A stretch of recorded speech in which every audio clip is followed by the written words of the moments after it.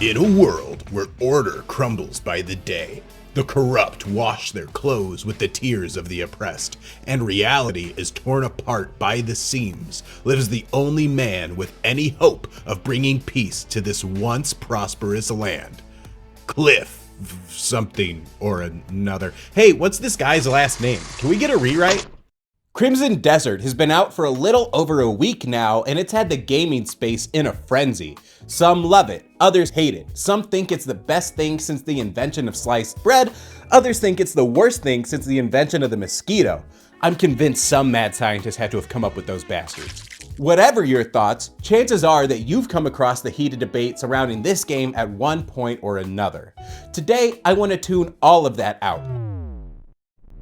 Today, I'm not going to try and make a case for Crimson Desert. If it's not for you, then it's not for you. There's no point in trying to change your mind. But regardless of how you feel about Crimson Desert, I absolutely love this game. I love the fantastical open world, the visuals, the quest variety, the exploration, and most of all, the combat. Hell, I'm even beginning to love the story. The only thing is that this game is massive. And you know what else is massive? And I mean massively massive. It's so big that even 30 hours in, I'm not convinced I've made it even halfway through the first act. From a purely gaming perspective, this is amazing. To have hundreds of hours of high quality content and have that content be extremely varied, it sounds like a dream scenario, and honestly, it kind of is. But Crimson Desert's gargantuan girth makes it a bit harder to write a video for because I still have so much game ahead of me. So don't think of this video as a review. Instead, think of this video as a part one of Lord knows how many videos chronicling my thoughts as I work my way across Pywell. If you want me to do a follow-up on this video, make sure to let me know down in the comments. Anyway, enough beating around the bush, let's get right into it.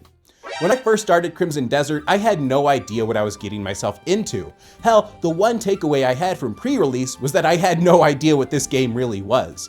I could tell that it was heavily inspired by Breath of the Wild, but also a bit of Red Dead Redemption 2, Elden Ring, definitely some Assassin's Creed in there, The Witcher 3, Dynasty Warriors, a bit of Yakuza even? Well, it turns out that the game is a little bit all of the above, but it doesn't start that way. To my surprise, the game started out pretty much like any other open world game. You're introduced to the main character Cliff and his buddies the Greymanes as they get their asses handed to them by the bear lovers? Bear tribe? Leather bear daddies? I can't remember their name, but just know it's a gang with bear in it. Anyway, the game opens up with the bear gang kicking the Greymanes' asses as Daddy Bear, also known as Mjordan, slits Cliff's throat and then throws him into a ravine. Cliff is then saved by some interdimensional wizard named Alustin, who tells you that the world is crumbling and that if we can't restore order to the chaos, then the universe will collapse on itself. Or something like that. It was kind of hard to follow. The wizard then tells you that it's very important that Cliff continues to do good and then sends you on your merry way. You must restore the balance before it's too late. Now, when I say that's the entire story for the beginning, I mean that's the entire story for the first 20 hours damn near. They leave you with a bunch of questions and tell you to get to helping people. It's a simple setup that works to provide some motivation, but it's lacking in nearly every sense. For these first 20 hours, the game doesn't introduce many new characters, and the characters that have been introduced feel like little more than set dressing. Hell, during this time, it's a rare occurrence for even Cliff to speak outside of the rare one-liner. Now, if you followed my content for a while, like and sub by the way, I'm pretty great, then you already know I love a good story in a game. It's what provides you with motivation, it's what keeps you hooked, it's what brings context to the things you do. I believe the story to be essential. You'd think then that I'd hate these early hours, right?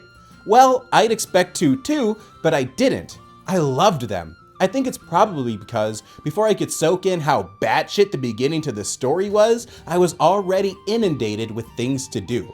Before I knew it, I was taking jobs from notice boards, hunting down bounties, arm wrestling people, helping people find their pets, helping people clean their chimney. Not even an hour in, and Crimson Desert immediately made me feel like an important part of the game world. I mean, seriously, how would anyone in this town get by without me? Pretty much immediately after getting started, Crimson Desert tries to make one thing clear. There is a buttload of things to do in this game. And that made my ADHD brain very happy. So I'm making my way through this town, handing out help to every Tom, Dick, and Nancy to come my way when I start to be taken aback by the world building on display here. Everywhere I go, the streets are packed with people. Not just filler NPCs either, these people feel alive and like they're a real part of the city. I immediately find myself taking a like to the relationship system and the idea of improving my relationship with NPCs that I see regularly as time progresses. Shout out to my boy Red at the blacksmith shop. You're my boy, Blue! Leveling up your relationship with the people you regularly pass by is a genius idea, and even if the relationship system never ends up getting too deep, I'll still love how it fosters this sense of community and continuity in reference to your place in the world. I mean, just the way the game has gotten me to think about shops highlights this. When I need to sell items, I don't look for just any old vendor, I head to Rhett's place specifically. This aspect gives me heavy vibes of the specific vendors in Skyrim and Kingdom Come Deliverance 2 in the best way. As I made my way through the streets of Hernand, this familiar feeling began to wash over me. It's the same feeling I got when I first played Skyrim, read Way of Kings, and watched Game of Thrones. I began to feel like this fantasy world of Pywell had existed long before I booted up Crimson Desert. Like I wasn't just experiencing a new game, but was experiencing the culture shock of seeing people live their lives in a home so unlike mine. I began to feel like this world wasn't made for me, and it wasn't made for Cliff. It wouldn't bend to either of our wills. It felt like this world was crafted through years of politics, relationships, war, and love, and that I was only able to experience a moment in the rich history of Pywell. The presence of this feeling largely dictates whether I can attach myself to a fantasy world, and Pearl Abyss's ability to immediately evoke that emotion all but guaranteed that I would love this game for hours to come. There are so many ways that Crimson Desert puts this rich fantasy on full display, but I think what most encapsulated that sense of awe and wonder would be Perorin Forest, or Perorin Village. There was a time around 10 hours in when I was looking for a bounty south of Hernand. As I made my way there, I got jumped by a gang of Cabbage Patch Kids. After this happened a few times more than I care to admit, I realized they were guarding a village hidden in the trees. After looking around for a bit, I found a Peter Pan child who offered me admittance for the price of retrieving a relic she stole from the village chief and promptly lost. Upon arriving at the site, I found out that the relic had been misplaced after a poor toss and landed right on top of the head of a freaking walking tree. I got the relic down and made my way to Perorin Forest, but for the moment, I was awestruck by this tree. Nothing I had seen so far was nearly as fantastic as that tree was. It seemed so old, storied, and knowledgeable. I wanted so badly to know more, but as far as I could tell, there was no knowledge surrounding that guy in the game's compendium. And that made me sad too, because I've been able to learn about the lore about just about everything else so far, just not that guy. Regardless, the moment was still friggin' sweet, and even though the quest was pretty short, it was still super unique and whimsical. But this was just a precursor to what was really cool, reaching that village hidden in the forest.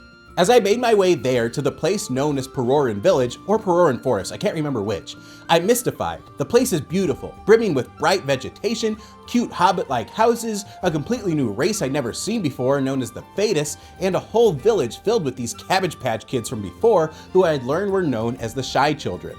My thirst for knowledge was practically bursting at this point. I so desperately wanted to know more about this place, these people, that tree, all of which was unbeknownst to me only 30 minutes prior. At first, my hopes were high. Through the compendium, I was able to find out that the Perorin village was shielded from outsiders after a greedy scholar tried to kidnap a shy child for experimentation. But that just made me even more curious, like who are the shy? And what is a Fatus? To my despair, there was very little information on either of these things in the compendium. It felt like I was just supposed to know this already.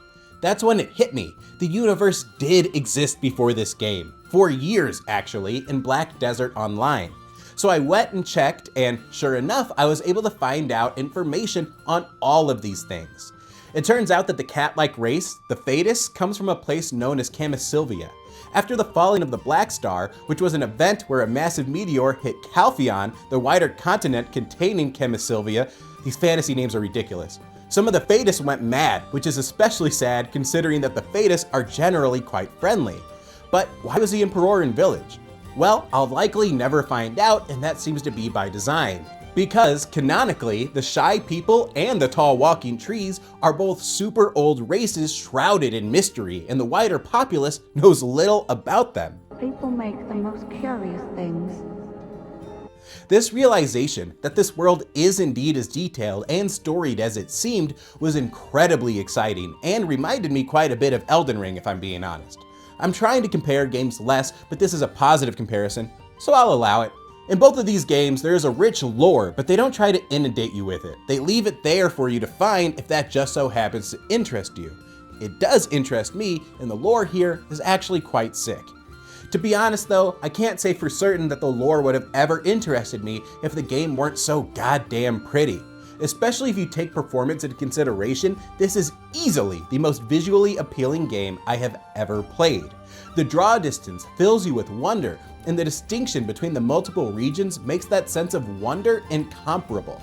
To be honest though, talking about how gorgeous this game is, it doesn't do you much good. You need to see it for yourself. So what I'm going to do here is I'm going to show you one of the most gorgeous sections of the game so far, and I'll step away so you can really soak it in.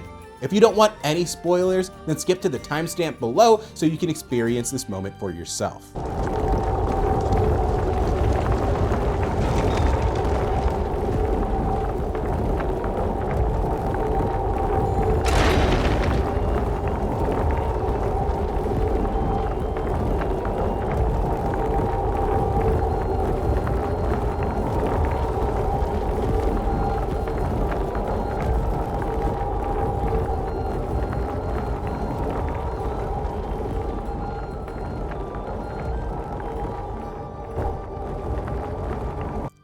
Beautiful, isn't it? The best part is that this is just one of dozens of examples just like it. Crimson Desert is simply a marvel to behold, both when taking in large scenery and when exploring some of the smaller, more intimate areas of the game. I mean, going back a few moments, did you see how gorgeous Peroran Forest is? That sense of beauty extends itself to the entire map of Pywell, and it really adds to the fun you feel when questing and exploring. Speaking of the devil, the quests? Well, they kinda suck in the beginning. It's another puzzling design choice for how they handled the opening hours, but there's just no quest variety until like chapter 5, which took reviewers like 10 hours to reach, but took me around 20, so do with that information what you will. Up until that point, basically every quest was just go find some dudes to fight. And now I didn't mind that because the combat is amazing, but it did leave me wondering if the whole game would be so repetitive. I'm happy to say that the answer is a resounding no. Starting in chapter 5, you start getting way more quests, and I've read even more after chapter 7, but I haven't gotten that far yet, and it's made the variety much better. I'm still beating people up on the reg, but now I'm also helping Greymanes with disputes, learning how to dye clothes, crafting bows for some local children, helping out local witches, and much more. All the while I'm doing this, I'm also sending my Greymanes out on dispatch missions to strengthen our camp and get us resources. The gameplay loop evolves with each passing hour, and as a result, I can't say I have the best grasp on what it all entails even 30 hours later, but I can say that I'm having a damn good time along the way. You wanna know what I do have a good grasp on though? The combat. Oh my god, the combat in this game is amazing. There's a fluidity to the animations that makes seeing the combat unfold a joy to behold, but there's also an impressive amount of control and depth to making those animations happen. For example, I unlocked the ability to grapple people, right? Well, I used that grapple move to RKO a dude through a scaffold. This game had me feeling like I'm New Jack and my enemies are Vic Grimes. Deep pull for you wrestling nerds out there. Bombs away! But I then learned that if I get behind a guy and then try to RKO him, I'll instead German suplex him. And then I found out that if you try to grapple a guy at their feet when they're on the ground, you can hit them with a giant swing like you're Claudio Constagnoli. You know, I never knew how to pronounce his indie name. I'm just gonna say Cesaro. It's not an exaggeration to say that this game plays like what you'd get if Devil May Cry, Final Fantasy 16, and WWE 2K all somehow made a baby together. And that theoretical game baby is pretty freaking gorgeous. There are so many moves that it has to come with a fuck ton of controls, and as a consequence, it can take a long time to get a handle on things. But you do get a handle on things more and more as time progresses. And the more things click, the more satisfying combat is to both play and to watch. As a matter of fact, I'm gonna let the game speak for itself again for a moment. This is a pretty long moment, a 3-minute clip, but it's 3 minutes of beautiful, non-stop action in close quarters. Just in case it's too long, I'll put some Subway Surfers in the corner. I think you'll find it as entertaining as I do, but in case you don't, you can skip to this timestamp so you can continue with the video essay.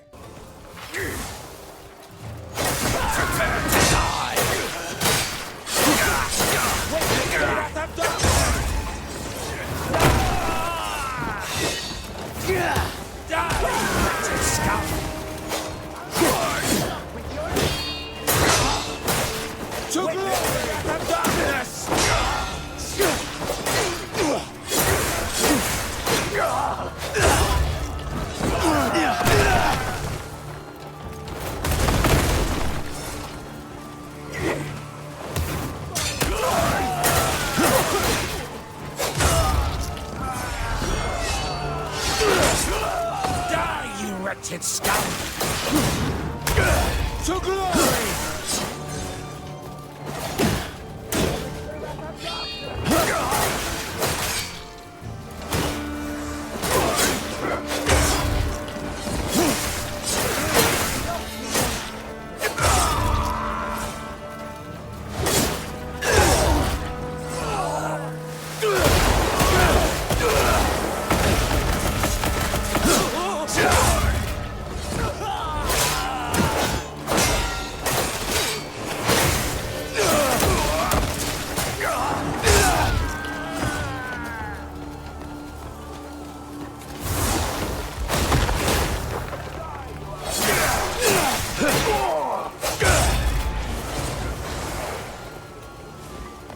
Pathetic you are! You're fucking clueless!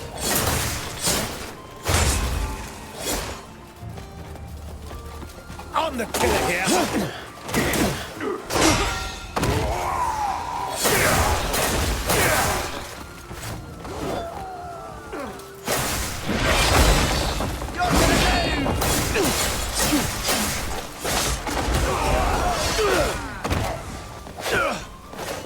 Just die already!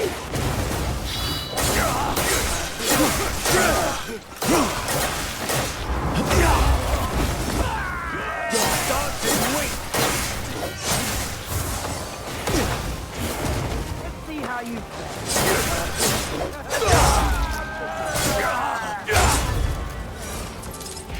Pathetic you are!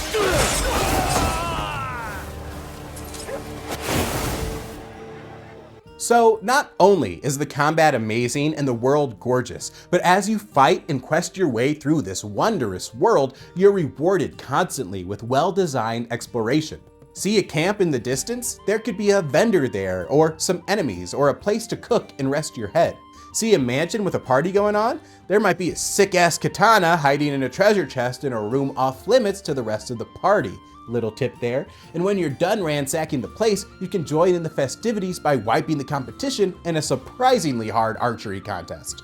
See some ruins in the distance? There might be a puzzle there with a skill point or some treasure behind it. The world is so well designed and so jam-packed with meaningful exploration that it almost feels like a detriment at times. But it's not a detriment. That's like saying, oh no, my car runs too well, or oh no, my PC has too much RAM, or oh no, I have too much money. I try not to use the steak too juicy line, but I think I just made a worse variant. Anyway, doesn't matter. You get the point. The scale is by no means a detriment. It's friggin' sweet, and it only gets better with time. Now, here are some smaller things I love about this game that don't really require their own section, but still deserve some attention nonetheless. First off, the armor. Now, usually in games, you only get a small handful of cool armors at the end of the game. Not only is most of the armor in this game cool, but you get it almost immediately after starting the game. I love how hyper-stylized some of the looks are, and it really adds to the sense of fantasy. Next up, the mounts. I don't use mounts all too often. After playing Ghost of Tsushima, I like to take my time and walk in open world games. I know a little crazy, but I do like it.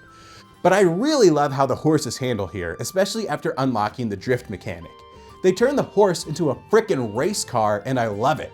I also really love the trolls specifically. Seeing such large people not only exist in the world, but be completely integrated into wider society is such a nice touch, and it adds such a great sense of whimsy when you're walking through towns. Most trolls dream of becoming scholars.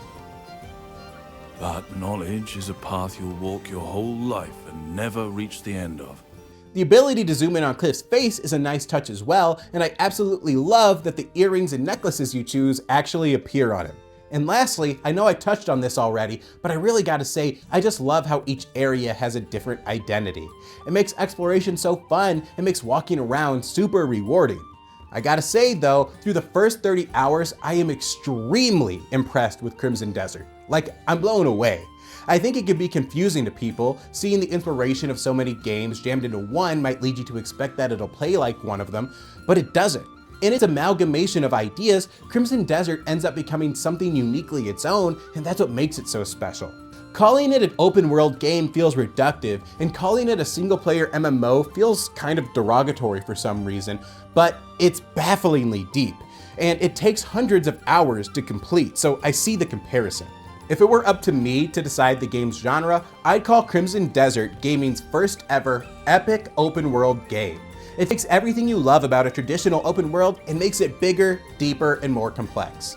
Especially when you take into consideration just how fast Pearl Abyss has already been at supporting this game, I think there's a really good chance that we'll look back at this game as a defining title in the wider landscape of gaming for years to come. It has some quirks, especially in the writing department, but I absolutely love nearly everything about Crimson Desert, and I think you will too. Have you played Crimson Desert yet? If so, what do you think about it? Let me know down in the comments, let's talk about it, and just remember, content like mine wouldn't be possible without viewers like you.